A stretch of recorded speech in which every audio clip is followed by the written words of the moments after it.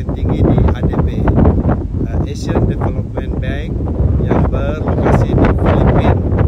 Jadi mereka tadinya tinggal di Filipina, punya posisi yang sangat bagus, gajinya tentu tinggi, besar. Ada orang Indonesia yang punya posisi yang paling tinggi itu tuh di situ, dia adalah beliau.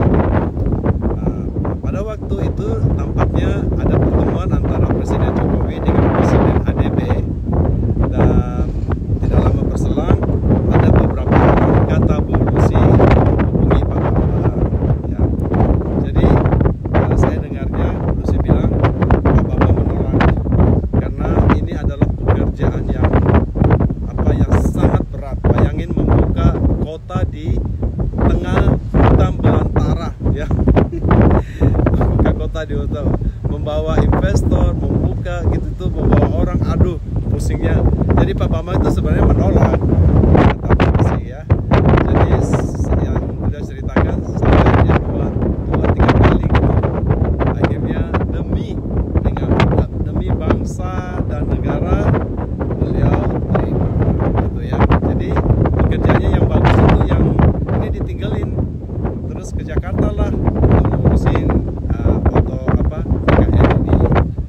Saya sendiri juga pernah sempat ke office beliau, office IKN di Jakarta ini.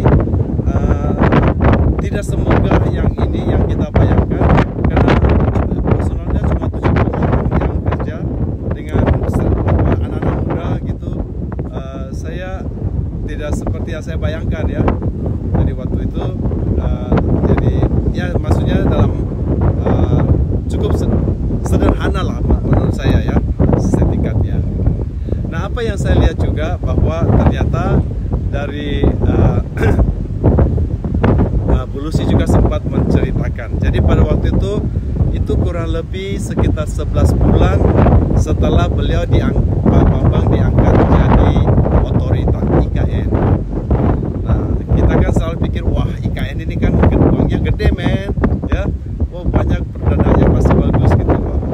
Tapi saya diceritain oleh Bu Lucy pada waktu itu, Pak Uce, terus terang ya, sampai saat ini Pak Bambang itu belum dapat gaji. Hah? Saya bilang, hah? 11 bulan belum digaji gitu loh. Jadi itulah kondisinya. Tapi mereka tetap bertahan demi untuk negara gitu, ya. Nah, tidak lama kemudian saya dengar juga bahwa saya lihat di news, saya tidak dengar, ya, tapi saya lihat di news bahwa mungkin 1-2 bulan setelah itu baru katanya baru gajinya baru keluar gitu loh. Ya sekitar 100, saya itu sekitar 120 juta, sekitar $12.000 lah, US dollar, ya. Something like that, kalau nggak salah. Sorry kalau salah, ya. Tapi itu yang saya dengar. Jadi sebulan setelah itu. Jadi bayangin aja selama 11 bulan itu mereka tentu pakai hidup dari tabungan, ya. Jadi demi untuk IKN ini, ya, itu yang saya tahu. Kemudian Pak Bambang, jadi seperti yang kalian tahu juga, kita sempat diaspora Indonesia sempat pergi ke IKN. Jadi kemarin Agustus 2023 kita bilang, loh gimana kalau kita ikut upacara, karena waktu itu kita dengar antara IKN dengan Istana Negara mereka akan ada kayak seperti live between Jakarta dengan IKN. Jadi mumpung Ibu Lucy ada di situ, kita semua pergi ke sana. Kita ada sekitar 30 orang, ya, dari luar negeri selama 5 hari. Jadi sebelum upacara bendera itu 4 hari sebelumnya kita udah di sana. Kita oleh anak-anak muda yang kerja di IKN, kita di hospitality, kita tentu sama Ibu Lucy. Tentu kita dikawal dengan mobil polisi. Kita pergi mengunjungi orang hutan, kawasan orang hutan di dekat IKN. Kita juga ikut menanam pohon, karena IKN itu hutan-hutannya itu adalah hutan-hutan industri. Jadi hutan kayunya sama dari tadinya untuk kayu untuk membuat kertas kali, ya. Nah sekarang dirubah menjadi hutan belantara, tentu ada penghijauan dengan fee tertentu. Kita beli pohon untuk kita tanam.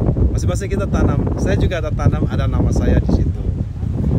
Nah, jadi kita juga pergi melihat orang hutan di IKN, sehingga juga kita dibawa ke tepi sungai mana itu yang ada rumah besar, dan kita disambut oleh penulis setempat yang menari-narikan tari-tarian adat dari Kalimantan.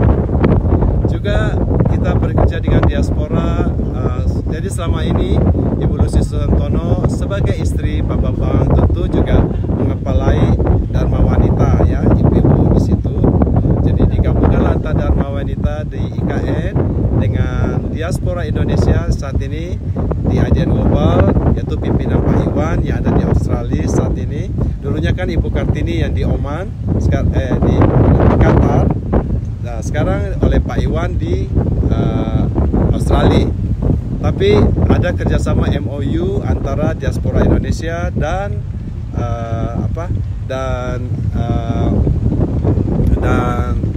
Dharma Wanita di IKN. Jadi mulailah mereka bikin seperti untuk sekolah-sekolah di sekitar IKN itu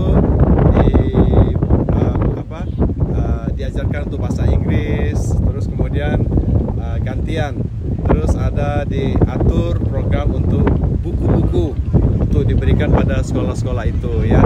Jadi diharapkan dengan itu dibagilah pendidikan di IKN ini. Sambil saya cerita, saya kasih latar belakang kalian, jadi kalian bisa lihat ini Mesir di sepanjang Sungai Nil, kota-kota di Mesir. Kita lagi mau ke Luxor nih, ya. Jadi kita naik cruise ke Luxor, ya. Kemudian apa yang terjadi? Kemudian saya terakhir kita ada MOU, rencananya IKN. Cuma memang saya agak bingung juga karena saya kan pikir tadinya mau 17 Agustus di 2024 ini di IKN gitu loh. Saya pikir kita akan terbang ke sana untuk ikut upacara dengan situ. Tapi tampaknya Bu Lucy agak hesitant gitu loh. Dia bilang, nggak tahu ya, kayaknya harus persiapkan 6.000 orang, dan memang bayangin 6.000 orang, dan mungkin tempatnya mungkin beliau tahu belum cukup siap barangkali, ya. Karena bayangin 6.000 orang, akomodasinya gimana, apa semua itu tuh, mau 17 Agustusan di sana tuh, kamu tahu kan 17 Agustusan bukan hanya orang yang upacara, yang bikin acaranya itu loh, yang nari-nari lah, yang apalah, itu kan banyak banget gitu loh. Jadi kita putuskan, diaspora ini putuskan, kita tidak mau bikin ribut-ribut, tidak mau bikin supaya jangan distracting. Jadi kita perginya setelah 17 Agustus. Ya, kita mau buat acara namanya Eco Fashion, ya. Eco Fashion ini mulai 23 Agustus sampai 25 Agustus, ya. Kita rencananya akan diadakan di lapangan di depan istana. Tidak exactly, tapi ada apa namanya itu tempatnya itu di IKN, ya, rencana di situ.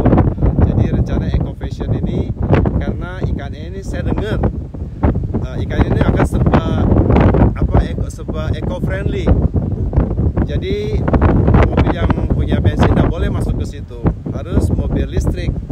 Nah, ceritanya kalau orang mau ke IKN harus berhenti satu tempat, pindah dengan bus yang berbahan listrik, baru pakai ke sana IKN.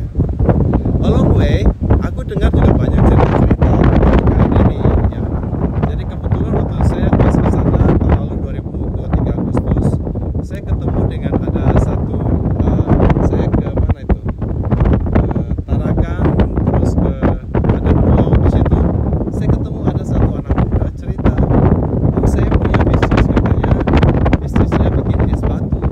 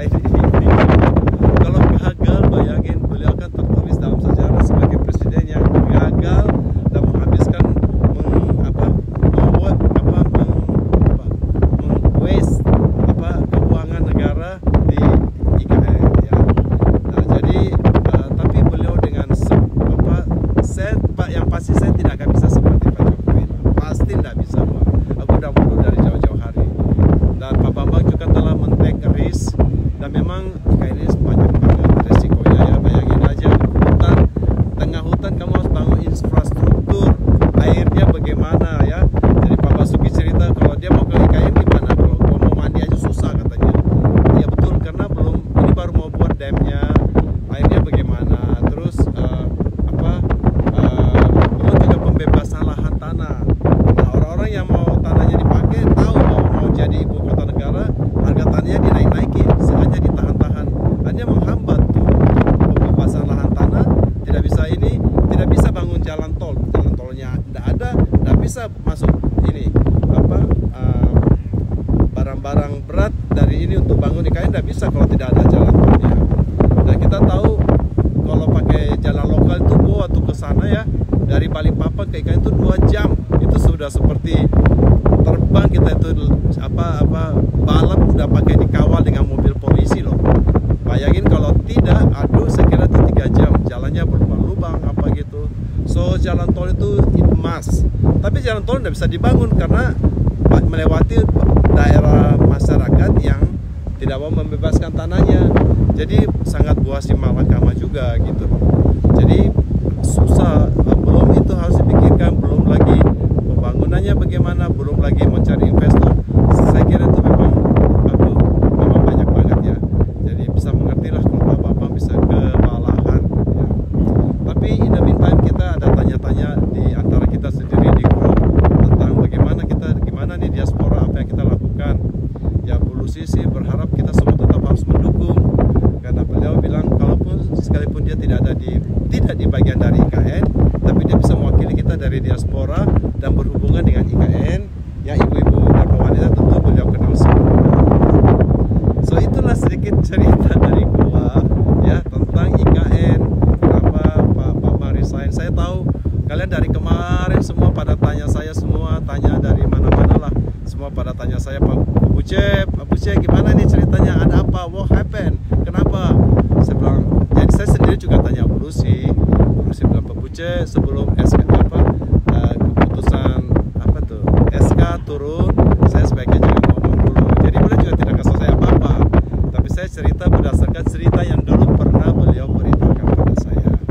Anyway, Pak Bambang waktu itu sempat juga saya interview, saya sempat ke kantor IKN di Jakarta Pusat, dan Pak Bambang cerita kalau IKN ini memang merupakan kota idaman, kota yang modern, dibangun yang eco friendly, yang even airnya bisa diminum, kerannya seperti air keran di Amerika, bahkan katanya dipersiapkan sudah didesain untuk mobil-mobil terbang. Keren, bener ya, mobil terbang akan ada di IKN gitu loh ya.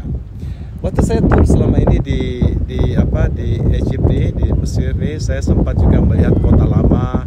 Memang tidak ada kota lama yang dipindahkan ke kota baru. Jadi itu adalah hal yang biasa ya. Even di Cina juga gitu ya. Dulu Beijing, dulu itu kota lama. Dulu ada kota lama kota sebelumnya gitu yang dipindahkan ke kota baru, yang menjadi ibu kota Cina saat ini ya. Begitu teman-teman, salam dari Mesir. Sekarang ini salam dari Mesir. Ya gitu aja, salam diaspora.